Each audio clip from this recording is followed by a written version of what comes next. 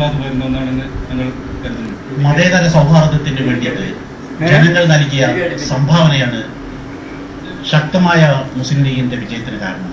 ഏതായാലും വളരെ ദയനീയമായ ഒരു അവസ്ഥയിലേക്ക് ഈ മാർക്സിസ്റ്റ് കമ്മ്യൂണിസ്റ്റ് പാർട്ടി പോയി.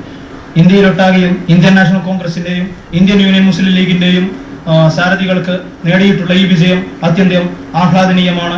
അതോടൊപ്പം തന്നെ നമുക്കറിയാം, എല്ലാ കാലത്തും മൂന്നാം മുന്നണി എന്ന ഉമ്മാക്കി കാണിച്ചുകൊണ്ട് പീഡിപ്പിക്കുന്ന കമ്മ്യൂണിസ്റ്റുകാരന് ഏറ്റ കനത്ത തിരിച്ചടിയാണിത്. മലപ്പുറത്തിന്റെ തെരുവീതികളിൽ മലപ്പുറം ചുവന്നു എന്നുകൊണ്ട് മുദ്രാവാക്യം ഉയർത്തിയ കമ്മ്യൂണിസ്റ്റുകാരന് ഇവിടെ പിണറായി വിജയന്റെ ഭാഷ കടമെടുത്ത് പറഞ്ഞുകൊള്ളുകയാണെങ്കിൽ മലപ്പുറത്തിന്റെ തിരമാലകളെ ബക്കറ്റുകളിൽ കോരിയൊരുക്കാമെന്ന മാർക്സിസ്റ്റുകാരന് ഇന്ത്യൻ യൂണിയൻ മുസ്ലിം ലീഗിനെ അണ്ടർ എസ്റ്റിമേറ്റ് ചെയ്യാൻ ശ്രമിച്ച മാർക്സിസ്റ്റുകാരന് എടുത്ത കനത്ത തിരിച്ചടിയാണ് ഇന്ത്യൻ യൂണിയൻ മുസ്ലിം ലീഗിന്റെ സംഘടിത ന്യൂനപക്ഷ പ്രസ്ഥാനത്തിന്റെ കരുത്തുറ്റ മുന്നേറ്റമാണിത്. ഇത് ചരിത്രത്തിൽ ഇടം നേടുക തന്നെ ചെയ്യും. KMCCയുടെയും OICCയുടെയും റുവി ഗോൾഡൻ സിറ്റി റെസ്റ്റോറന്റ് ഹാളിൽ നടന്ന വിജയാഘോഷ പരിപാടികൾ OICC Oman chapter president Siddique Hassan ചെയ്തു. KMCC പ്രസിഡന്റ് TC അഷ്റഫ് അധ്യക്ഷത വഹിച്ച യോഗത്തിൽ ഇരു സംഘടനകളുടെയും പ്രതിനിധികൾ പ്രസംഗിച്ചു.